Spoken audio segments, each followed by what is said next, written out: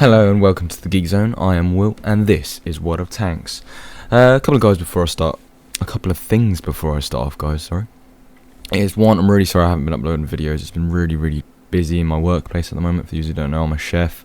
It is the summertime in the UK now, so there's lots of children running around who aren't at school, lots of people coming down to my place of work, eating, and it's becoming massively busy. So basically my time is spent cooking and sleeping and trying to do videos when I can.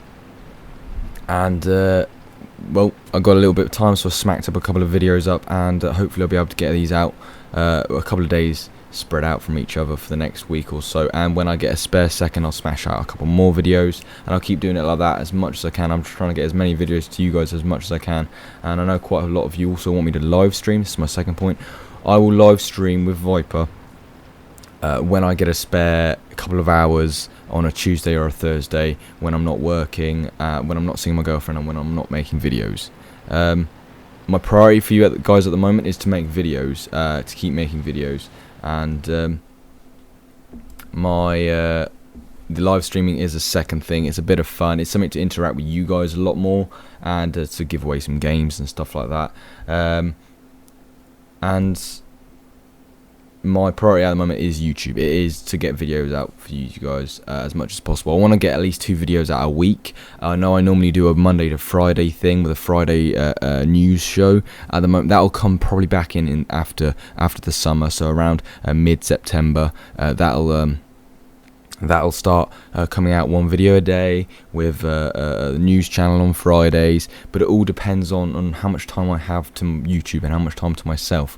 The bigger the channel gets, in the future, me and Viper are hoping to make this channel well, a livelihood, just so we can get to know you guys more, to get to put out more content for you, and to really bring the community together as a whole, and make more of a learning source as well as an informational and entertainment source for you guys. Our dream is to really make this channel somewhere where people can come, 1, meet each other, and 2, get some information as well as enjoy watching videos together.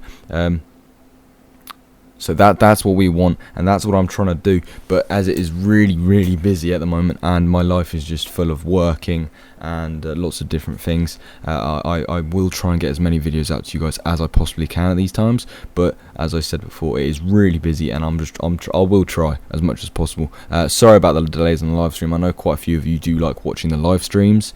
They will be putting up. I'll put videos up on YouTube when they're coming up, about half an hour or an hour before the live stream goes live. I put a video up saying we're live streaming, as well as I put stuff on my Facebook and the Twitter. So if you want to know when we're live streaming, it will follow us on Facebook, follow us on Twitter. Make sure you subscribe to the channel, and every posts will be put up soon as on there. Look, today I have a video of an AMX 50 Foch, not the tier 9, this is the AMX 50 Foch 155. This is the tier 10 with that beastie autoloader and the tier 10 gorgeousness. Amazing front armor, so he sticks a shot in front of that AMX 5120 and then finishes him off with a second shot. As you're probably thinking, okay, that reload is slightly insane, and that's because this tank is a 3-shot autoloader. Again, it's French. All the tier 10 French tanks have autoloaders. I think the tier 9 and 10 artillery, now that you have tier 10 artillery, have autoloaders. Not sure about the tank destroyer line at all, but it's something I'm looking forward to going down to. But there's loads of tanks. You guys who watch my channel quite a lot, I'm always saying, oh, I want to go do this tank, I want to do this tank. My problem is I have lots of tanks in the lineup, and slowly getting through all of them, instead of picking one and ramming that tank, then picking another and ramming that tank. But yeah, as you can see, he's picked quite. I would say this is quite a good position here. You get the rock that's covering you from the left-hand side, and then from the right-hand side, you have clear shots from people trying to fire down onto the heavy tanks that are firing through the 3 lanes here. This is where I would say some tank destroyers and most of your heavies should go. What the artillery is doing up here, I am not sure, but I'm sure he's in his own little world. But As you can see, he's got very nice aiming here from this position to the area of the AMX 120. When tanks creep on here, he gets nice shots into the tracks to track them. Nice charge shots on lower glacis of the IS-8s. There, again, very, very nice. So he's taking quite a few shots into there. As you see, the smoke sort of blurring the screen. Sorry about that.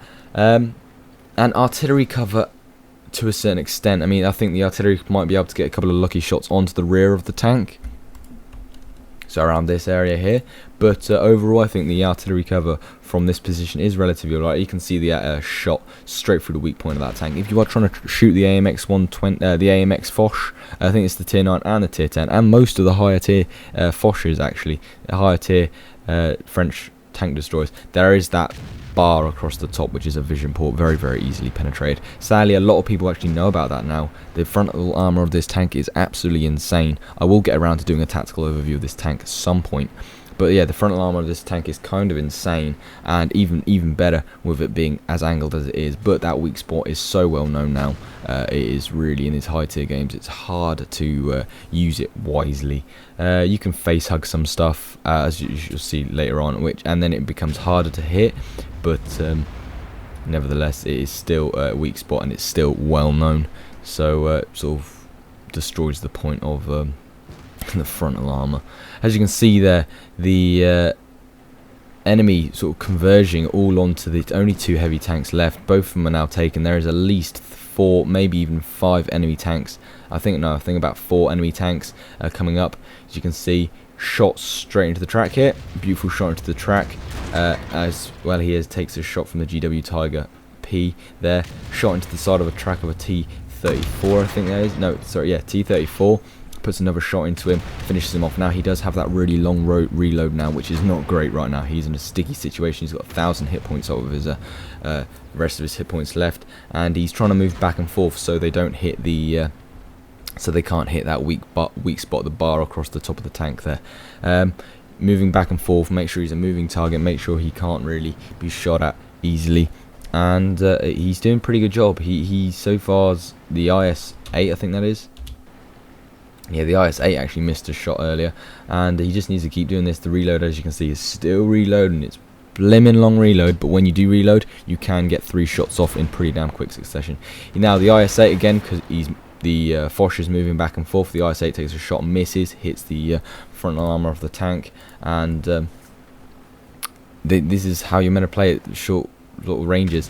He puts a shot into the Jag Tiger there, goes to the lower glacis. The IS-8 moves in front, and he takes him out, which gives him a little bit of cover actually from the enemy tanks. Puts out the other IS-8. That's what I'm talking about. These quick succession shots with this autoloader is fantastic. He goes for a face hug. Now, some people, I was thinking, I sort of watched this replay before, and I was thinking, okay, the face hug, was that a good move? And yes, yeah, he should go straight back in the face hug here, because for the Jag Tiger, it is made harder to shoot that.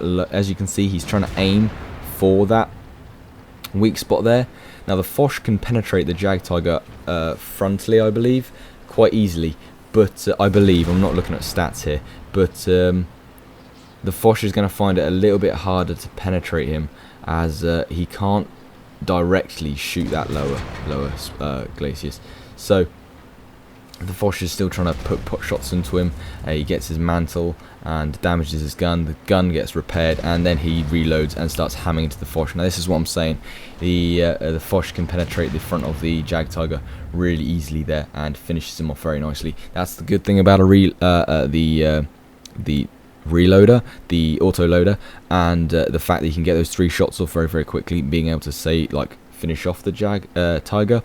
But it's that massive reload which was massively hindrance in this part of the game. It was a really challenging part of the game. I think face hugging the Jag Tiger was the right thing to do. It made the Jag Tiger harder to hit the weak spot of the Foch, and I think he played quite well there. He had to be really calm, cool, collective, wait for his reload. It was nerve-wracking, I'm quite sure, but for sure. But nevertheless, he came out on top. He used the armor well. He used the Jag Tiger's weakness, which is that the frontal, did not necessarily weakness. Lovely shot on that WZ 132 there. Beautiful ship, 700 damage. This gun is absolutely insane. Again, I'll do a tactical overview which explains to you all the stats of the gun and the armor and what this tank's good on and what the tank's not so good on. But overall, he played this tank very, very well. So can he get this shot? Will he get it? Centurion Mark 1. No, he decides not to go for it. He turns around and goes for the artillery piece instead. This artillery piece is with HE, of course, artillery. He could finish him off very, very quickly, so he has to be at least a little bit careful here. But we're down to 3 tanks to 2 tanks. Can he do it? We're going to do it. Come on. What's happening? Here he is. He goes over. Go on. Go on. Oh. If the artillery turned there, that could have turned out to be a sticky situation. But nevertheless, he finishes off the artillery nicely there. And his team go for a cap and maybe even searching out that Centurion Mark 1 that is left, I believe. But, no. Played very well, very well. Face hugged when needed. This penetration can go straight through. This gun can go straight through the... go straight through the front of a... Jag Tiger, especially at 293 penetration. That's quite a fucking lot of penetration. Straight through the front of the Jag Tiger very nicely. Finishes him off very nicely. The Jag Tiger couldn't go through the front of the Foch with the angle the armor's at, the shooting of the mantle. Did damage the gun, but luckily the repair kit sorted that out very, very nicely.